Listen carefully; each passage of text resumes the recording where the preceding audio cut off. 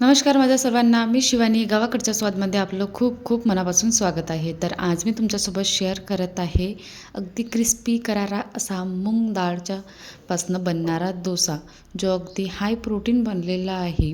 मॉर्निंगच्या नाश्त्याला अगर तुम्हाला चांगलं हेल्दी खायचं असेल ना आणि आपल्या बॉडीला बरोबर मेंटेन ठेवायचं असेल, सोबतच आपल्या बॉडीला छानपैकी असं प्रोटीन तुम्हाला द्यायचं असेल ना, तर हा डोसा एकदा तरी तुम्ही ट्राय करा. अगदी मस्त वाटते, अगदी क्रिस्पी करारा होते आणि सोबतच ही लाल चटणी तर अतिशय भारी वाटते खायला. तर अगदी सोप्या पद्धतीने बनवणं पण अगदी इझी आहे आणि याला खूप जास्त असं फर्मेट करायची पण आवश्यकता नाही. नेहमी आपण डोसा बनवतो तर त्यामध्ये काय करणं पडते आपल्याला, की डोस्याला अगोदर डाळ वगैरे टाकून नंतर फर्मेट करायला प्रोसेस ठेवणं पडते. पण यामध्ये तसं काहीही करायची आवश्यकता नाही आहे. अगदी झटपट बनेल तुमचावाला असा डोसा आहे. चला तर बनवूया आजची रेसिपी. त्यासाठी काय करायचं, एका भांड्यामध्ये 1 कप मूग डाळ घ्यायची आहे. तिला छानपैकी साफ करून घ्यायची आणि नंतर 2-3 पाण्याने स्वच्छपणे अशी धुवून घ्यायची आहे. धुवून झाल्यानंतर यामध्ये आपल्याला पाणी टाकून ठेवायचं आहे आणि 2 तासच्या जवळपास भिजायला ठेवून द्यायचं. 2 तास ठेवायचं. सपोज तुम्हाला अतिशय घाई असेल, सकाळच्या टायमाला बनवायचं असेल ना, तर गरम पाण्यामध्ये एखादा तास तरी ठेवून द्यायचं. लवकर मुरते ही डाळ आणि बघू शकता मुरल्यानंतर एकदा चेक करून घ्या, की छानपैकी भिजली आहे की नाही भिजली आहे.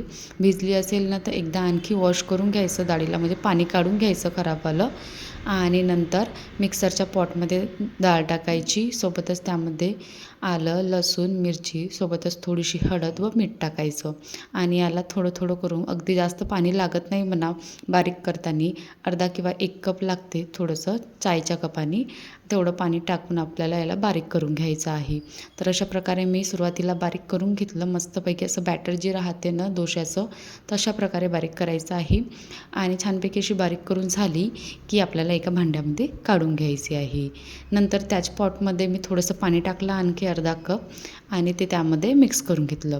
चेक करायचं की दाटसर असेल ना जास्त, तर त्या गरजेनुसार त्यामध्ये पाणी आपल्याला ॲड करायचं आहे. सोबतच यामध्ये मी छानपैकी असा क्रिस्पी करारा होण्यासाठी मी यामध्ये फक्त 2 चम्मच बारीकवाला रवा टाकलेला आहे. तो सुद्धा यामध्ये मिक्स करून घ्यायचा.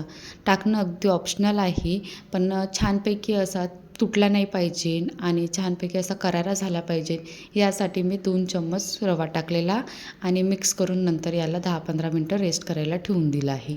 तोपर्यंत आपण चटणी बनवून घ्यायची आहे. चटणी बनवण्यासाठी कढाईमध्ये थोडंसं तेल टाकायचं. त्यामध्ये 1 चम्मच चणा डाळ, 1 चम्मच उडद डाळ, सोबतच मिरची, आलं, लसूण आणि 2 ते 3 कांदे टाकायचे छानपैकी आणि सोबतच 2 ते 3 टमाटर टाकायचे. टमाटरची क्वांटिटी जास्त ठेवायची.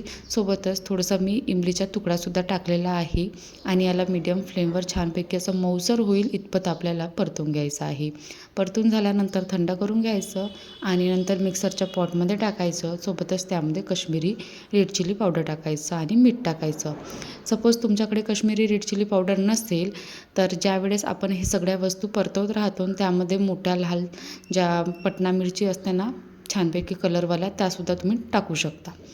आणि नंतर यामध्ये थोडंसं पाणी घालून याला वाटून घ्यायचं आहे बारीक असं, आणि वाटल्यानंतर काढून घ्यायचं. नंतर तडका लावायचा जिरं, मोहरी आणि कढीपत्ता टाकून छानपैकी असा तडका लावला की रेडी आहे आपली ही छानपैकी अशी झणझणीत अशी मस्त चटणी. आणि ही चटणी खायला ना अतिशय भारी वाटते बाकी चटणीपेक्षा आणि थोडीशी वेगळी पण वाटते खायला. म्हणजे टेस्ट बाकीच्या चटणीपेक्षा थोडासा छान असतो असं म्हणणं आहे. नंतर चटणी तयार झालेली आहे आणि बॅटरसुद्धा छानपैकी असं तयार झालेलं आहे.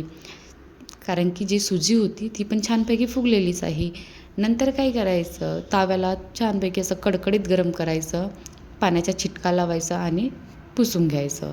तेल वगैरे लावण्याची बिलकुल आवश्यकता करायची नाही आणि त्यावर जे बॅटर आहे ती टाकायचं आणि ज्या प्रकारे आपण डोसे बनवतो ना त्याच प्रकारे आपल्याला डोसे तयार करून घ्यायचे आहे.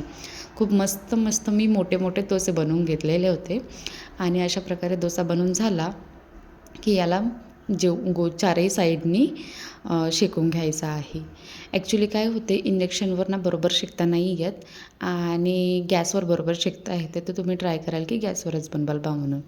नंतर मी यामध्ये काय केलं, तेलाचा थेंब टाकला थोडासा आणि सोबतच रेड चिली पावडर टाकायचं, काश्मीरी रेड चिली पावडर किंवा पेरी पेरी मसाला असते ना, तो मस्त वाटते भारी खायला, तो टाकायचा, थोडासा चिडकायचा. सोबतच कांदा आणि कोथिंबीरसुद्धा टाकायचं आणि कडाकडाने थोडंसं तेल लावून घ्यायचं, म्हणजे असं टाकायचं आणि नंतर हलक्या हाताने असं सराट्याने असं काढून घ्यायचं आहे.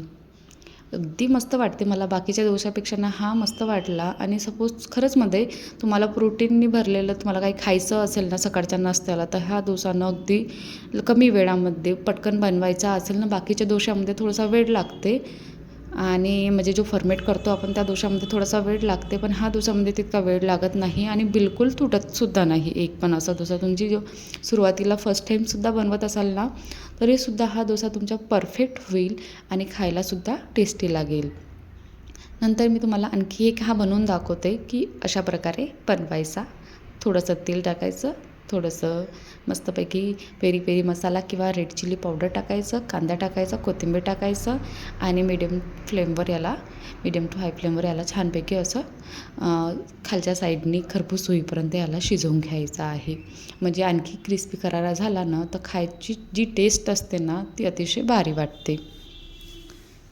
अशा प्रकारे हे बाकीचे पण डोसेस तयार करून घ्यायचे आणि तुमच्या मुलाला पण आणि तुम्हाला स्वतःला पण प्रोटीन द्यायचं असेल ना, तर हा डोसा एकदा तरी बनवून द्या त्यांना. जी हिरवी मूग असते ना, तिचासुद्धा डोसा बनतो, पण मी ही जी बिना फूलवाली असते ना, तिचा बनवला आहे. तो पण छान वाटते खायला. अशा प्रकारे हे डोसे तयार झालेले आहे. तुम्हाला दाखवते मी. बघा किती छान आणि कलरसुद्धा अतिशय भारी दिसत आहे. अशा प्रकारे ही डोश्याची रेसिपी तयार झालेली आहे.